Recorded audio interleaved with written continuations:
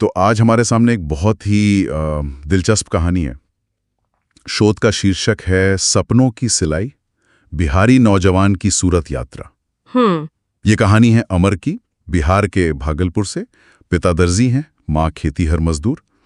और अमर ने बीए तक पढ़ाई की है जी। सपना था एक सरकारी नौकरी का, आम सपना होता जैसे। आज हम इसी कहानी के सफर को थोड़ा गहराई से समझने की कोशिश करेंगे। बिल्कुल। और ये विश्लेषण ये समझने में मदद करेगा कि जब हमारे सोचे हुए रास्ते बंद हो जाते हैं तो इंसान कैसे नए रास्ते तलाशता है। हाँ। अमर की कहानी ये भी दिखाती है कि जो डिग्री हम लेते हैं और जो जिंदगी की असलियत होती है उसके बीच तालमेल कैसे बिठाया जाए। सही कहा। तो कहानी शुरू होती है अमर की कोशिशों से, सरकारी नौकरी पाने की कोशिश। लेकिन उसमें उसे कामयाबी नहीं मिली और घर पे भी आर्थिक तंगी थी। हाँ, वो तो है, छोटे शहरों में अक्सर ये चुनौतियां होती हैं। बिल्कुल। तो ऐसे में एक जानने वाले ने सलाह दी कि भाई सूरत चले जाओ, वहां मौके ज्यादा हैं। अच्छा। तो अमर चल पड़ा, जेब में बीए की डिग्री और आंखों में कह सकते हैं उम्मीदें थी। हाँ, उम्मीद है। लेकिन सूरत पहुंचकर असलियत कुछ और ही निकली है ना। हाँ बिल्कुल, जो सोचा था वैसा नहीं हुआ।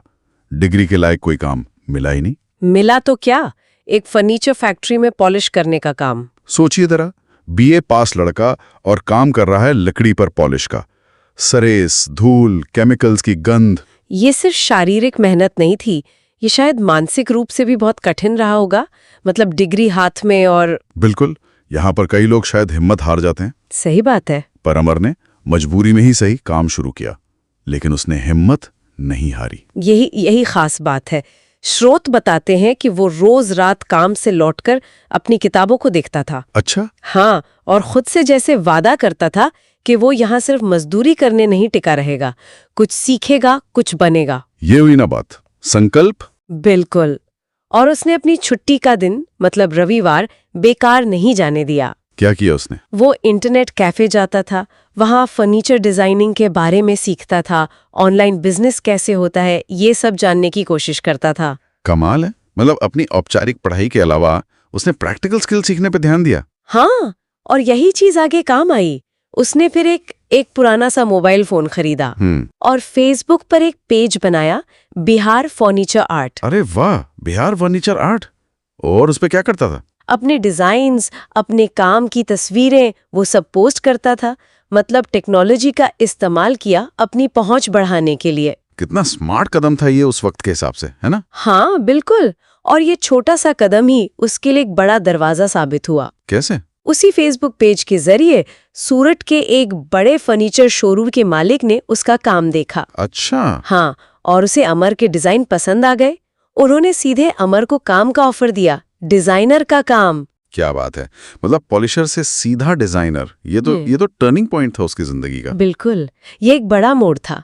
अब वो सिर्फ मजदूर नहीं था, वो डिजाइन बना रहा था, ऑर्डर ले रहा था। और मुझे एक बात और बहुत अच्छी लगी इस कहानी में, उसने जब तरक्की की तो अकेले नहीं की। हाँ, ये बहुत जरूरी बात है।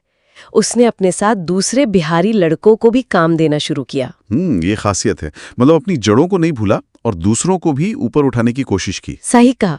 ये सिर्फ अपनी कामयाबी नहीं है, ये दूसरों के लिए भी मौके बनाना है। और फिर लगभग 4 साल लगे होंगे। हाँ।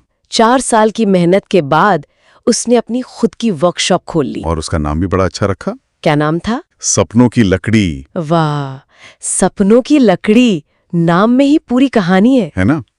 स्रोत में इसकी सीख भी बताई गई है। लिखा है, डिग्री अगर काम में ना आए तो मेहनत को मत छोड़ो, रास्ता बदलो, मंजिल नहीं, क्योंकि संघर्ष ही असली ताकत है। बहुत गहरी बात है। बिल्कुल। लेकिन अगर हम थोड़ा और सोचें तो 2 बातें और समझ आती हैं। पहली, कि आज के जमाने में सिर्फ डिग्री शायद काफी नहीं है। हाँ, प्रैक्टिकल स्किल्स और सीखते रहने की आदत। बिल्कुल। और दूसरी बात, कि असली सफलता शायद वो है जब आप खुद आगे बढ़ें और अपने साथ दूसरों को भी ले चलें। तो अमर की ये यात्रा यही दिखाती है कि हालात चाहे जैसे भी हों, अगर लगन है, सीखने की इच्छा है और हिम्मत है रास्ता बदलने की, तो अपनी मंजिल बनाई जा सकती है। हाँ, और ये कहानी एक बुनियादी सवाल भी खड़ा करती है हम सबके सामने। क्या?